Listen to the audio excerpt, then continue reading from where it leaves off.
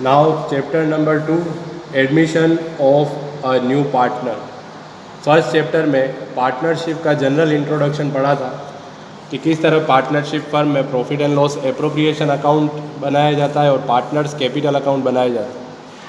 उसके बाद second chapter में जो नाम है उसका admission of a new partner, जब ओल्ड पार्टनर जो हैं वो किसी एक नए पार्टनर को या एक से ज़्यादा पार्टनर को अपनी फर्म में एडमिशन देते हैं तो उस समय क्या अकाउंटिंग ट्रीटमेंट किया जाता है, वो सब इस चैप्टर में हमको पढ़ना है। तो ये है admission of a new partner. तो यह इसे रिकॉन्स्टिट्यूशन ऑफ पार्टनरशिप भी कहते हैं, रिकॉन्स्टिट्यूशन ऑफ पार्टनरशिप फर्म। जब किसी नए पार्टनर या पार्टनर्स को फर्म में एंट्री दी जाती है तो पुराना पार्टनरशिप एग्रीमेंट ख़त्म होता है, या कहते हैं कि एक पार्टनरशिप ख़त्म होके दूसरी पार्टनरशिप स्टार्ट होती है, तो इसे कहा जाता है रिकॉन्स्टिट्यूशन या रिकंस्ट्रक्शन। हिंदी में इसे कहते हैं पुनर्गठन।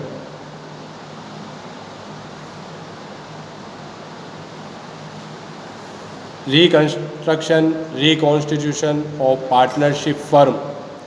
एक होता है end of partnership firm. End of partnership firm में तो पार्टनरशिप फर्म बंद होके सब बिजनेस एक्टिविटी बंद हो जाती है। यहाँ पर पार्टनरशिप फर्म का एंड नहीं हो रहा है, सिर्फ पार्टनरशिप का एंड हो रहा है। दोनों में डिफरेंस फोर्थ चैप्टर में भी इस डिफरेंस को डिटेल में समझाया हुआ है। एक होता है एंड ऑफ पार्टनरशिप और एक होता है एंड ऑफ पार्टनरशिप फर्म।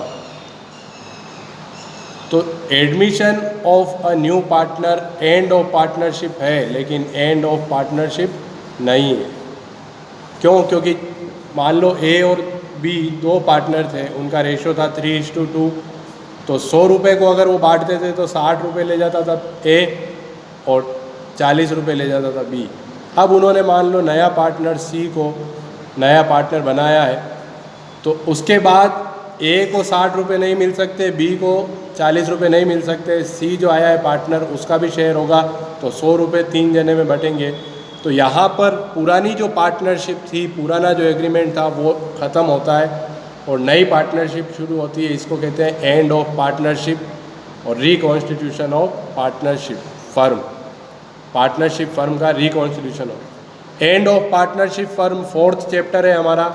उसमें जब पार्टनर्स इंसॉल्वेंट हो जाते हैं, फर्म बहुत सालों से लॉस में है, इल्लीगल कोई काम किया है, तो पार्टनरशिप की एक्टिविटीज़ को बंद करना पड़ता है, फर्म ही बंद हो जाती है, वो एंड ऑफ पार्टनरशिप फर्म। और अभी जो पढ़ रहे हैं वो क्या है? End of partnership. End of partnership मतलब रिकंस्ट्रक्शन ऑफ पार्टनरशिप फर्म। तो यहाँ जो कंसेप्ट इस चैप्टर में हमारा आएगा, ओल्ड पार्टनर्स होंगे, वो एक या एक से ज़्यादा नए पार्टनर्स को एंट्री देंगे, तो उस समय किस तरीके से अकाउंटिंग ट्रीटमेंट में चेंज आता है वो सब हमको इस चैप्टर में पढ़ना है।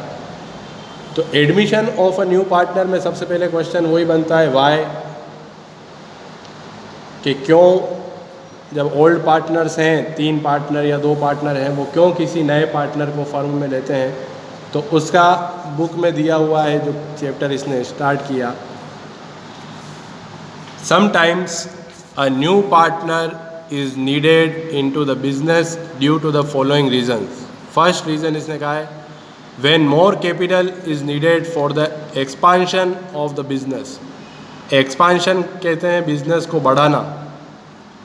जैसे पहले जो वो बिजनेस है, मान लो ए बी और सी 3 पार्टनर्स हैं, तीनों पार्टनर्स मिलके कोई फर्म चला रहे हैं। उस फर्म में मान लो एक ही प्रकार का वो प्रोडक्ट बना रहे हैं। जैसे मान लो उनकी जो फर्म है वो साबुन बना रही, सोप कंपनी है या सोप फर्म है, सोप का मैन्युफैक्चरिंग वो कर रहे हैं। अब उनको बिज़नेस बढ़ा के कि सोप के साथ वो या तो फेस वॉश या शैम्पू और इस तरीके से प्रोडक्ट बढ़ा के नए नए मार्केट में अपने नए कस्टमर्स ढूंढना चाहते हैं, तो उसको कहते हैं बिज़नेस का क्या करना, एक्सपांशन। हिंदी में कहते हैं विस्तार करना। क्या कहलाता है? विस्तार करना। तो एक्सपांशन जब किया जाता है बिजनेस का तो उस समय एक्स्ट्रा पैसों की ज़रूरत होती है। जैसे हमारी जो बिल्डिंग है उसमें 2 रूम है या 2 फ्लोर है, एक फ्लोर और बढ़ाना है तो वो एक्सपांशन, तो उसके लिए क्या चाहिए? पैसे। तो जब जब पैसों की ज़रूरत पड़ती है, मान लो पुराने पार्टनर्स के पास कैपिटल नहीं है, पैसा नहीं है लगाने के लिए, तब वो क्या करते हैं? किसी नए पार्टनर को फर्म में एडमिट करते हैं जो कैपिटल ला सके और उनका बिजनेस का एक्सपांशन हो सके। फर्स्ट ये रीज़न बताया। सेकंड, तो फर्स्ट है to get more capital for expansion of business. Expansion of business. Second ये कह रहा है when a competent and experienced person is needed for the efficient running of the business। तो ये जब हमने गारंटी वाला टॉपिक पढ़ा था उस समय भी आया था। When a competent and experienced person is needed। 2 partners हैं, वो बिजनेस चला रहे हैं, लेकिन वो ये चीज़ को वो फील करते हैं कि हम में एक्सपीरियंस नहीं है। अगर कोई एक्सपीरियंस्ड पर्सन हमारे साथ बिज़नेस में आ जाए तो हमारा बिज़नेस जो है उसका एक्सपांशन हो सकता है और वो ज़्यादा से ज़्यादा हमारी सेल्स बढ़ सकती है। तो जब ऐसे पर्सन की ज़रूरत होती है तो उसके लिए सेकंड इसने बताया यहाँ पर कैपिटल की ज़रूरत नहीं है, उनको किसकी ज़रूरत है? एक्सपीरियंस पर्सन की। तो भी वो किसी नए पार्टनर को फर्म में एंट्री देते हैं। तो second point, when a competent and experienced person. Competent कहते हैं प्रतिस्पर्धी, जो हमारे साथ कंपटीशन में बहुत बार करते हैं। कंपटीशन को ख़त्म करने के लिए कहते हैं ना अपनी टीम में मिला लो। ऐसा लगता है कि ये आदमी, इसने बिज़नेस स्टार्ट किया, ये आने वाले 2 या 3 साल में हमारा कंपटीटर बन जाएगा, तो क्या करो, इसको अभी से हमारी फर्म में बना लो, साथ में मिलकर बिज़नेस करेंगे तो उसको भी फ़ायदा और अपने को फ़ायदा। कंपटीशन में दोनों को लॉस होता है, तो कॉम्पिटेंट को भी पार्टनर बना लिया जाता है। Third, to increase the goodwill and reputation of the business by taking a reputed and renowned person into the partnership। ये कहते हैं कोई ऐसा पर्सन जिसकी गुडविल, जो कहते हैं ना अच्छा नाम है मार्केट में या जिसको कहते हैं सोशली बहुत फेमस है, तो ऐसे पर्सन को कहते हैं, ऐसे पर्सन को पार्टनर बनाओ तो अपने कहते हैं फ्री एडवर्टाइजमेंट हो जाएगा। लोग बाग नाम सुनेंगे, अरे यार इस फर्म में वो आदमी भी पार्टनर है, तो क्या करते हैं तुरंत उस चीज़ का या उस फर्म का प्रोडक्ट खरीदने लग जाते हैं। तो थर्ड इस पॉइंट में इसने कहा ना कैपिटल की ज़रूरत है ना एक्सपीरियंस पर्सन, बस वो जो पर्सन है वो क्या है, फेमस पर्सन है या उसकी जो रेपुटेशन है मार्केट में अच्छी रेपुटेशन है, तो उसको पार्टनर बना लिया तो फर्म क्या होगी, आगे उसकी सेल्स बढ़ जाएगी। तो थर्ड रीज़न इसने ये बताया। तो फर्स्ट था to get more capital, second experienced person की ज़रूरत थी, और थर्ड वाले में वो कहता है रेपुटेटेड पर्सन, अच्छी रेपुटेशन जिसकी मार्केट में है उसको पार्टनर बना लो, अपने आप फर्म की रेपुटेशन बढ़ जाए। बहुत इंटरेस्टिंग थ्योरी है एडमिशन ऑफ न्यू पार्टनर, अच्छे अच्छे टॉपिक आएंगे। तो कंसेप्ट जितना ज़्यादा माइंड में थ्योरी का कंसेप्ट क्लियर होगा तो क्वेश्चन कर पाओ। एक भी पॉइंट ऐसा नहीं होना चाहिए जो अपने को नहीं आता, बिल्कुल ध्यान से पढ़ना। नए पार्टनर आ रहा है तो किस तरीके से अकाउंटिंग चेंज होगी, क्या क्या उससे मंगवाना है, क्या क्या उसको देना है, वो सब अब आएगा धीरे धीरे। ठीक है, तो सबसे पहले हम ये पढ़ रहे हैं कि नए पार्टनर की ज़रूरत क्यों पड़ रही है, या क्यों किसी पार्टनर को एडमिशन दिया जाता है। जब 4 जने थे, 4 जनों में पार्टनरशिप चल रही है, फिर भी 5वें को ले रहे हैं, या 2 जने हैं तो तीसरे को ले रहे हैं, तो क्यों ले रहे हैं, तो ये कारण हो सकता है। फिर fourth, to encourage a capable employ by taking him into the partnership. बहुत अच्छा टॉपिक है। अपनी पार्टनरशिप फर्म में कोई एम्प्लॉई है, पार्टनर नहीं है, पर कहते हैं ना सालों से वो एम्प्लॉय अपने यहाँ काम कर रहा है और अच्छा उसको अपनी पूरे बिजनेस का उसको नॉलेज हो गया, तो उसको एनकरेज किया जाता है कि तुम अब एम्प्लॉय बन के मत रहो, कैपिटल लाओ, पैसा लगाओ, पार्टनर बन जाओ। कहते हैं ना काम करते करते उसी कंपनी में अपन शेयर खरीद लेते हैं या उनके मालिक बन जाते हैं, उस तरीके से ये ना कि जब बहुत साल या बहुत पुराना एक्सपीरियंस कोई एम्प्लॉय हो जाता है तो उसको भी पार्टनरशिप में पार्टनर बना दिया जाता है, उसको एनकरेज करते हैं कि तुम कैपिटल लाओ। इससे क्या होगा, फर्म को कैपिटल भी मिल जाएगी और एक जो एक्सपीरियंस पर्सन जो अपने को अपनी फर्म के काम के लिए चाहिए, सालों से हमारे यहाँ काम कर रहा था, उसी को हमने पार्टनर बना लिया। ठीक है, तो ये 4 रीज़न है। फोर्थ जो है टू एनकरेज एन एम्प्लॉय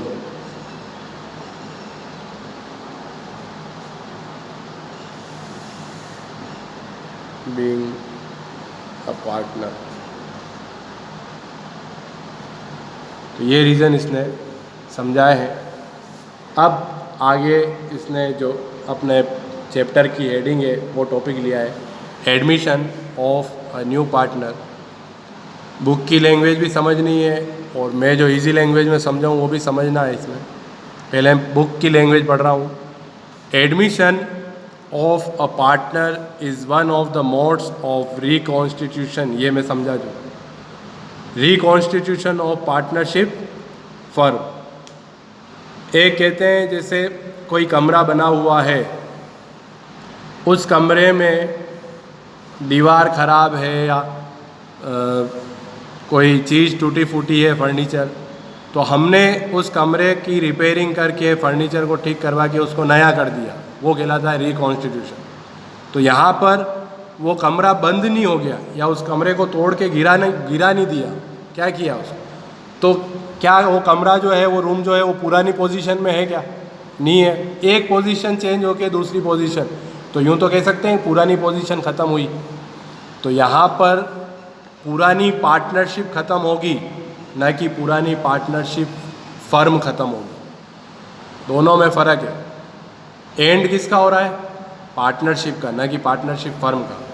एक पार्टनरशिप एंड होके नई पार्टनरशिप स्टार्ट होती है तो उसको कहते हैं reconstitution of a partnership firm. तो इस लाइन को अंडरलाइन करना है, reconstitution of partnership firm. Reconstitution of partnership firm का जब एग्ज़ाम में क्वेश्चन आता है 1 मार्क का, what do you mean by reconstitution of partnership firm, तब अपने को आंसर लिखना है when a old partnership comes to an end a new partnership is established. पुरानी पार्टनरशिप एंड होती है और नई पार्टनरशिप एस्टेब्लिश्ड होती है, तो उसे कहते हैं रिकॉन्स्टिट्यूशन ऑफ पार्टनरशिप फर्म। तो 2 मोड्स होते हैं इसके। रिकॉन्स्टिट्यूशन कब होगा पार्टनरशिप का? जब किसी पार्टनर को, नए पार्टनर को क्या दिया जाएगा? एडमिशन। और सेकंड जो होगा कि कोई पार्टनर, 4 पार्टनर हैं, उसमें से एक पार्टनर रिटायर हो जाए या उसकी डेथ हो जाए, तो भी क्या हुआ? पुरानी पार्टनरशिप, 4 में से एक मर गया तो ABC बचे, तो पुरानी वाली पार्टनरशिप तो ख़त्म हो गई, कौन सी नई पार्टनरशिप चलेगी?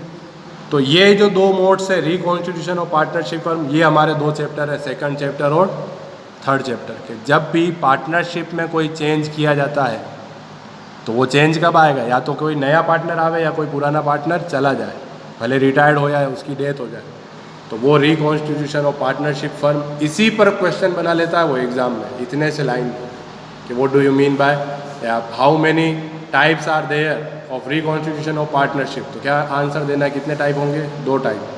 जब एडमिशन होता है तो भी वो पार्टनरशिप फर्म का रिकॉन्स्टिट्यूशन है, और आंसर जब हमको लिखना है तब यही आंसर लिखेंगे when an old partnership comes to an end and new partnership is established, it is known as reconstitution or reconstruction of partnership firm। और फिर मोड्स पूछे तो 2, एक एडमिशन होता है किसी पार्टनर का तो, और एक रिटायरमेंट। तो आगे बढ़ रहा हूँ मैं।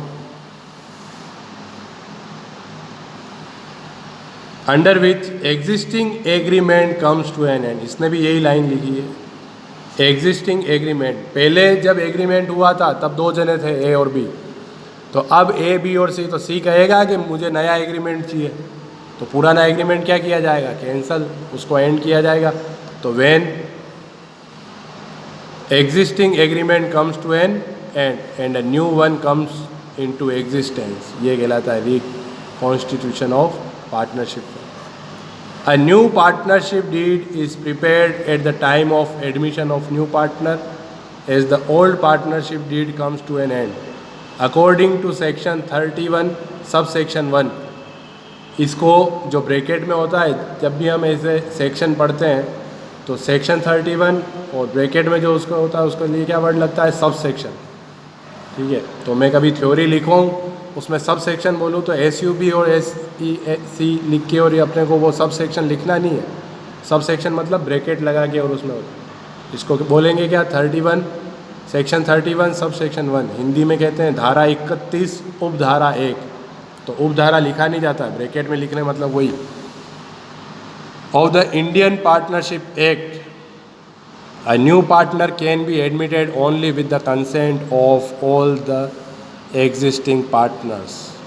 बहुत अच्छी लाइन इसने दी है यहाँ पर।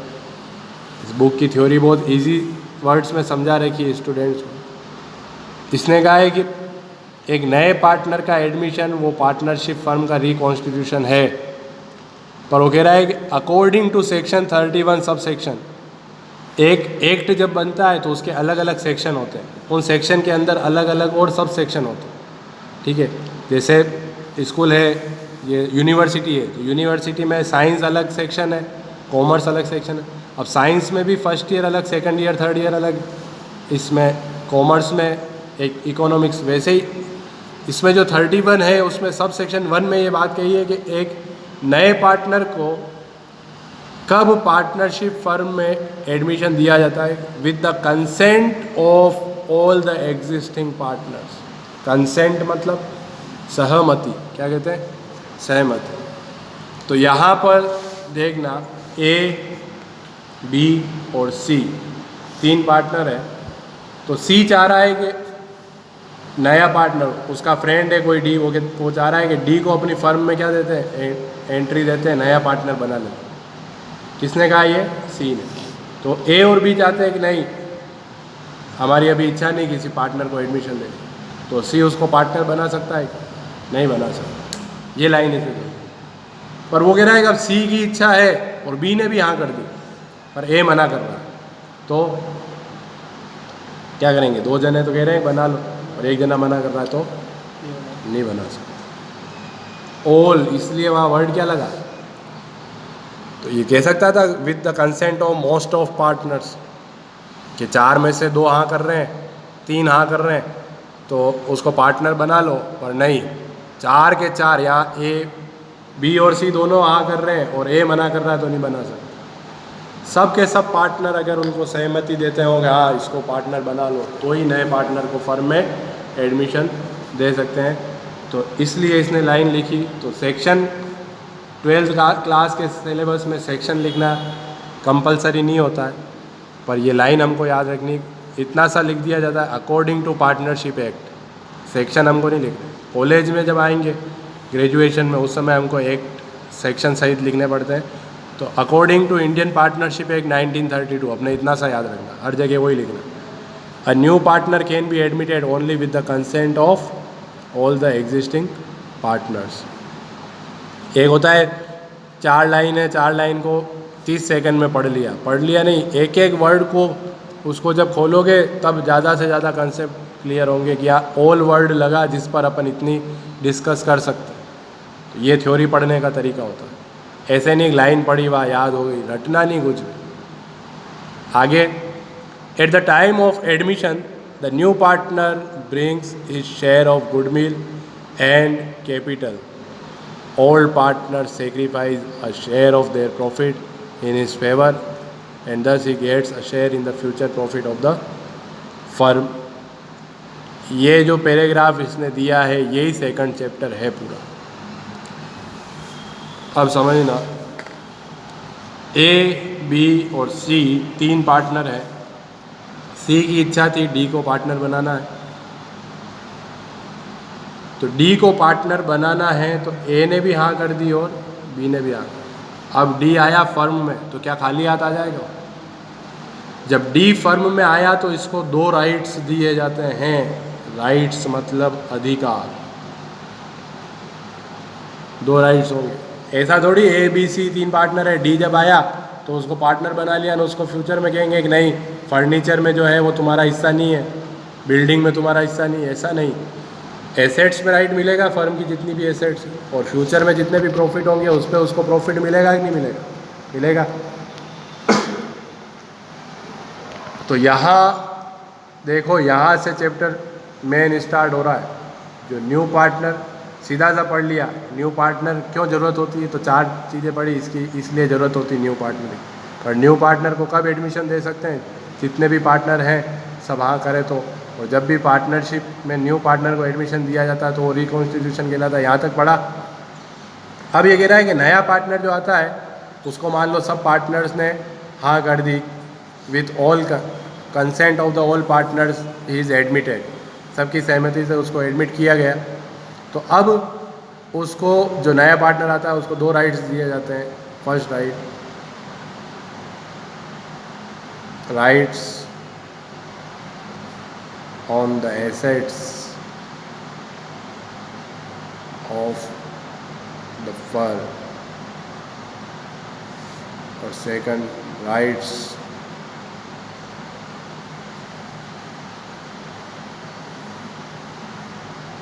On future profits. Rights on future profit की जगह ज़्यादा बेटर ये होगा rights on share in future profit. Rights to have share in future profits of the firm. अब यहाँ समझना, जब नया पार्टनर आया तो वहाँ उसको कहा जाता है, जो नया पार्टनर है, कि आज के बाद जब एग्रीमेंट नया होता है तो उस नए एग्रीमेंट में ये लिखा जाता है कि ABC जो 3 पार्टनरशिप की फ़र्म थी उस फर्म का नाम लिखा जाता है। वो फर्म आज इतनी डेट को D को एज अ पार्टनर फर्म में एडमिट करते हैं, जिसे आज के बाद फर्म में फर्म की एसेट्स पर और फर्म के फ्यूचर प्रॉफिट्स पर राइट्स प्राप्त होंगे। ये एग्रीमेंट में लिखा जाता है जब एग्रीमेंट किया जाता है।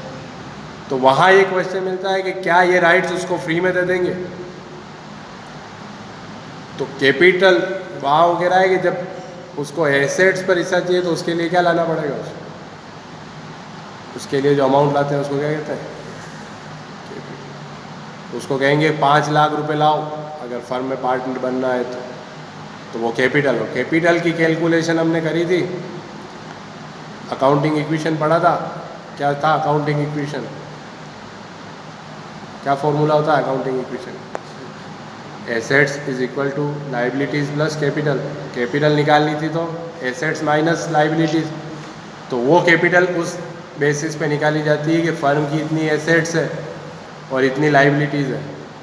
तो इतनी कैपिटल हो रही है फ़र्म की, मान लो कैपिटल है 20 लाख, कैपिटल हम 3 पार्टनर है तो तुमको चौथा पार्टनर हो 5 लाख तुमको लाना है।